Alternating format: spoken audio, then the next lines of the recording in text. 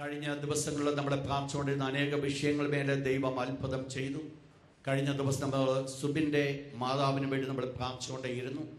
ദൈവത്തിൻ്റെ വലിയ കരങ്ങൾ വെളിപ്പെടുവാനായിട്ട് ദൈവമായ കർത്താവ് സഹായിച്ചു. സോണിയ മുൻപോട്ട് കടന്നു വന്നാട്ടോ. ദൈവത്തിന്റെ അതിപരിശുദ്ധ നാമം വാഴ്ത്തപ്പെടുമാറാകട്ടെ. ഇന്ന് നിങ്ങളുടെ മുമ്പിൽ കുടുംബമായി ദൈവത്തിന്റെ ഒരു സാക്ഷ്യം വഹിപ്പാൻ ദൈവം ഇടയാക്കിയ അവസരത്തെ ഓർത്ത് ദൈവത്തെ സ്തുതിക്കുന്നു, സ്തോത്രം ചെയ്യുന്നു. കഴിഞ്ഞ ചില ആഴ്ചകളായി ഞങ്ങൾ വളരെ ഭാരത്തിലും പ്രയാസത്തിലുമായിരുന്നു. എൻ്റെ മദറിൻലോ ഒന്ന് വീഴുകയും ഒരു 2 മാസമായി വീണിട്ട് മമ്മി കിടപ്പായിരുന്നു. അത് കഴിഞ്ഞിട്ട് പെട്ടെന്ന് ഒരു ദിവസം മമ്മിക്ക് ഒരു ബ്രീത്തിങ് ട്രബിൾ ഉണ്ടായി. അങ്ങനെ ഒരു ദിവസം രാത്രി പെട്ടെന്ന് മമ്മിയുടെ ബ്രദേഴ്സൊക്കെ വന്നു. പിറ്റേ ദിവസവും അതുപോലെ തന്നെ ഉണ്ടായി. മമ്മിയെ അങ്ങനെ ഹോസ്പിറ്റലൈസ് ചെയ്തു. കാറിലിരുന്ന് പോകാൻ സാധിക്കത്തില്ല. അപ്പോൾ അതുകൊണ്ട് ആംബുലൻസ് വീട്ടിൽ വന്നു. മമ്മിയെ ഹോസ്പിറ്റലിൽ കൊണ്ടുപോയി. കായംകുളത്ത് ഒരു ഹോസ്പിറ്റലിൽ കൊണ്ട് ചെന്നപ്പോൾ അവർ പറഞ്ഞു ബ്ലഡൊക്കെ ടെസ്റ്റ് ചെയ്യണം. അങ്ങനെ അവർ ഒരു ദിവസം പറഞ്ഞു ഇനിയിപ്പോൾ വീട്ടിൽ കൊണ്ടുപോയാൽ പിന്നെ കൊണ്ടുവരാൻ ബുദ്ധിമുട്ടാണ്. ആദ്യത്തെ ദിവസം ടെസ്റ്റ് കഴിഞ്ഞു, 2ാമത്തെ ദിവസം കഴിഞ്ഞു, 3ാമത്തെ ദിവസമായിട്ട് അവർ എന്തോ വീട്ടിൽ പോകാൻ പറയുന്നില്ല. അപ്പോൾ അവർ പറയുന്നു ബ്ലഡിൻ്റെ റിസൾട്ട് വരാനുണ്ട്, ഞങ്ങൾക്ക് എന്തൊക്കെയോ ചില ഡൗട്ട്സ് ഉണ്ട്, അതുകൊണ്ട് ബ്ലഡിൻ്റെ റിസൾട്ട് വരണം എന്ന് പറഞ്ഞു. അങ്ങനെ ഒരു വെള്ളിയാഴ്ച രാവിലെ ഇവിടെ ആരാധനയ്ക്ക് വരുന്നതിന് മുമ്പ് സുബിൻ്റെ ബ്രദർ നാട്ടിൽ നിന്ന് വിളിച്ചിട്ട് പറഞ്ഞു, പെട്ടെന്ന് ഡോക്ടർ വിളിച്ചിട്ട് ഇതുപോലെ പറഞ്ഞു ഞങ്ങൾക്കൊന്നും ചെയ്യാൻ പറ്റത്തില്ല, നിങ്ങൾ വേണമെങ്കിൽ ലേക്ക് ഷോറിലേക്കോ അമൃതയിലേക്കോ വല്ലതും മാറ്റിക്കോളാൻ പറഞ്ഞു. ഞങ്ങൾ വളരെ ഭാരപ്പെട്ടു. ഒരു ബ്ലഡ്, അതായത് ഒരു കുഴപ്പമില്ല, ഒരു ബ്രീത്തിങ് ട്രബിളിന് വേണ്ടി പോയ ആളിനെ പെട്ടെന്ന് ലേക്ക് ഷോറിലേക്കോ അമൃതയിലേക്കോ മാറ്റാൻ പറഞ്ഞപ്പം വളരെ ഭാരം തോന്നി. എന്നാലും അപ്പോൾ അവിടെ വേറൊരു കൺസൾട്ടിങ് ഡോക്ടർ വരുന്നുണ്ടായിരുന്നു. അപ്പോൾ ഞങ്ങൾക്ക് ഇവിടെ ഇരുന്ന് എന്തുവാന്നൊന്നും കൃത്യമായിട്ട് അറിയാൻ പറ്റുന്നില്ല. എന്നാണെങ്കിലും ഒരു കൺസൾട്ടിങ് ഡോക്ടർ വരുന്നുണ്ടായിരുന്നു. ആ ഡോക്ടർ വന്ന് കണ്ടിട്ട് പറഞ്ഞു ചേർത്തലയിൽ ഒരു ഹോസ്പിറ്റലുണ്ട്, അവിടേക്ക് മമ്മി അത്യാവശ്യം മാറ്റണം എന്ന് പറഞ്ഞു. ചേർത്തലയിലെ ഹോസ്പിറ്റൽ ഒരു ക്യാൻസർ സെൻ്റർ ആയിരുന്നു. ആ ബ്ലഡ് ടെസ്റ്റിൽ അവർ പറഞ്ഞത് മൾട്ടിപ്പിൾ മൈലോമ എന്ന് പറയുന്ന ഒരു ബോൺ ക്യാൻസറാണ് മമ്മിക്ക് എന്ന് ഈ ഹോസ്പിറ്റലുകാർ വിധി എഴുതി. തിങ്കളാഴ്ച ആ ഹോസ്പിറ്റലിലേക്ക് ചേർത്തലയിലുള്ള ക്യാൻസർ സെൻ്ററിലേക്ക് മാറ്റാനുള്ള തീരുമാനമായി. തിങ്കളാഴ്ച അവിടേക്ക് മാറ്റി. തിങ്കളാഴ്ച മാറ്റി കഴിഞ്ഞപ്പോഴത്തേനും വളരെ ഭാരം തോന്നി.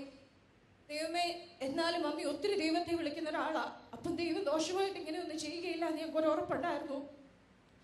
എന്നിരുന്നാലും അന്ന് ശക്തമായിട്ട് എല്ലാവരും പ്രാർത്ഥിച്ചു. അന്ന് ഞങ്ങൾ പ്രാർത്ഥിച്ചു, ദൈവമേ ഇല്ലാത്തൊരു രോഗത്തിന് വേണ്ടി മമ്മിക്ക് ഒരു ട്രീറ്റ്മെൻറ്റ് ചെയ്യുവാൻ ഇടയാക്കരുത്. അപ്പോൾ ആ ഡോക്ടർ പറഞ്ഞു പിറ്റേ ദിവസം റേഡിയേഷൻ സ്റ്റാർട്ട് ചെയ്യും. അപ്പം ഒരു ചൊവ്വാഴ്ചയാണ്, അന്ന് റേഡിയേഷൻ സ്റ്റാർട്ട് ചെയ്യും. അപ്പോൾ ഇന്നൊരു ദിവസം അവിടുത്തെ നോർമൽ ടെസ്റ്റൊക്കെ ചെയ്യാമെന്ന് പറഞ്ഞു. ചൊവ്വാഴ്ച തിങ്കളാഴ്ച രാത്രി വളരെ ശക്തമായിട്ട് പ്രാർത്ഥിച്ചു, ദൈവമേ ഇല്ലാത്തൊരു രോഗത്തിന് വേണ്ടി ഒരു ട്രീറ്റ്മെൻറ്റ് ചെയ്യുവാൻ നീ ഇടയാക്കരുത്. നീ ജീവിക്കുന്ന ദൈവമാ, എന്തെങ്കിലും ഒരു രോഗത്തിൻ്റെ ഇതുണ്ടെങ്കിൽ അത് മാറ്റുവാൻ നീ ശക്തനായ ദൈവമാ. അത് ഞങ്ങൾ ശക്തമായി പ്രാർത്ഥിച്ചു. പലരും പാസ്റ്ററിനെ വിളിച്ചു പറഞ്ഞു, ഞങ്ങളുടെ സെല്ലിൽ പറഞ്ഞു, എല്ലാവരും വളരെ ശക്തമായി, മമ്മി അറിയാവുന്ന ഓരോ വ്യക്തികളും വളരെ ശക്തമായി പ്രാർത്ഥിച്ചു.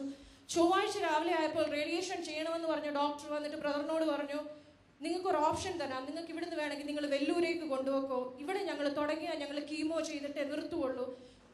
അപ്പം ഞങ്ങളെ വിളിച്ച് ചോദിച്ചപ്പോൾ ഞങ്ങൾ പറഞ്ഞു വെല്ലൂരിലേക്ക് ആംബുലൻസിൽ കൊണ്ടുപോകാന്ന് പറയുന്നത് ഒരു വളരെ പ്രയാസമാണ്, എന്നാൽ ഒരു കാര്യം ചെയ്യും ലേക്ക് ഷോറിലേക്ക് മാറ്റാം. അങ്ങനെ അവിടുന്ന് ലേക്ക് ഷോറിലേക്ക് മാറ്റി. പിറ്റേ ദിവസം രാവിലെ അവർ വീണ്ടും ബ്ലഡ് ടെസ്റ്റ് ഒക്കെ ചെയ്തു. ബ്ലഡ് ടെസ്റ്റിൻ്റെ റിസൾട്ട് വന്നപ്പം ആ ഡോക്ടർ ഇത്രയും പറഞ്ഞു, ചേർത്തലേ കാണിച്ച റിസൾട്ട് അല്ല ഇവിടെ കാണിക്കുന്നത്, ഒത്തിരി ബെറ്റർ റിസൾട്ടാണ് ഇവിടെ കാണിക്കുന്നതെന്ന് പറഞ്ഞു. അന്ന് ഞങ്ങൾ ഒരു കാര്യം വിശ്വസിച്ചു, ഇനി ഇതിനെന്ത് സംഭവിച്ചാലും മമ്മിക്ക് ക്യാൻസർ എന്ന് പറയുന്ന ഒരു കാര്യമില്ല. ആ ഡോക്ടർമാർ അവരുടെ കൺഫർമേഷന് വേണ്ടിയിട്ട് എന്ത് വേണമെങ്കിലും ചെയ്തോട്ടെ. എന്നിട്ടും ആ ഡോക്ടർ പറഞ്ഞു ഞങ്ങൾക്ക് ഒന്നും പറയാൻ പറ്റത്തില്ല, ഞങ്ങൾക്ക് ബയോപ്സി ചെയ്യണം. അങ്ങനെ അവർ ബോൺ മാരോ എടുത്തു, ബയോപ്സി ചെയ്തു. ആദ്യത്തെ ബയോപ്സി റിസൾട്ട് വരണമെങ്കിൽ 7 days ആണ്. അപ്പോൾ മമ്മിയെ പിന്നെയും വീട്ടിലേക്ക് കൊണ്ടുവരാൻ പറ്റത്തില്ല, ആംബുലൻസിൽ കൊണ്ടുവരണം.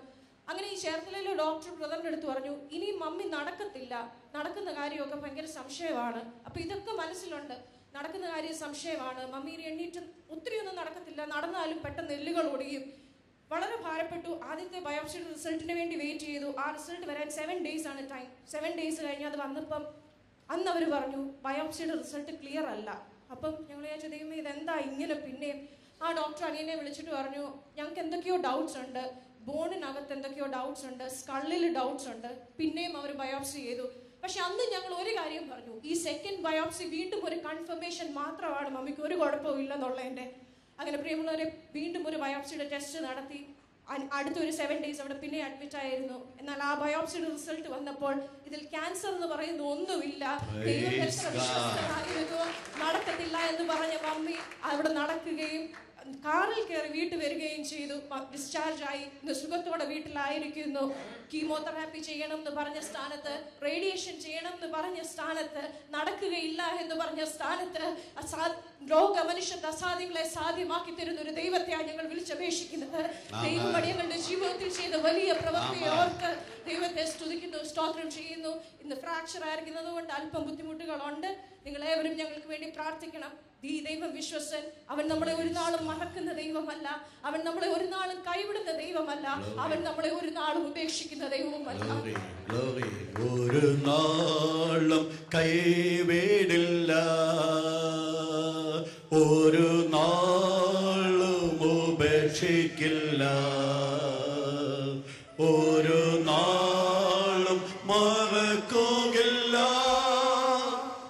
എന്റെ യേശു എത്ര വിശ്വസ്തൻ, ഒരു നാളും മറക്കുകയില്ല.